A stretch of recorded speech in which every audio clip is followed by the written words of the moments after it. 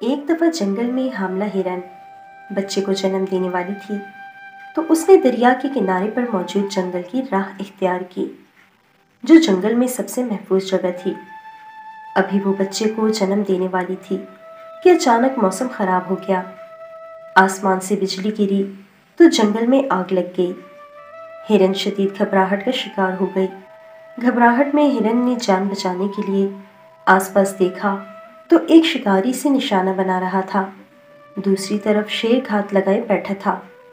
ہرن شدید پریشان تھی کہ اس پھیلتی ہوئی آگ میں جل کر مرنا ہوگا یا دریا میں ڈوب کر جان دینی ہوگی، یا شکاری کی گولی جان لے لے گی، یا پھر شیر اپنی بھوک مٹانے کے لیے نوالا بنا دے گا۔ چاروں طرف سے خطرہ تھا، بچنے کی کوئی راہ نظر نہیں آ رہی تھی۔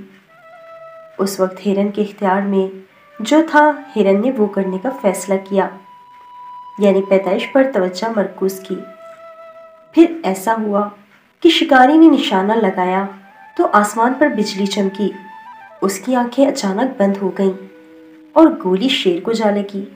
اسی لمحے موسلا دھار بارش سے جنگل میں پھیلتی آگ ایک دم بجھ گئی۔ ہرن کو اور اس کے بچے کو اللہ نے بچا لیا۔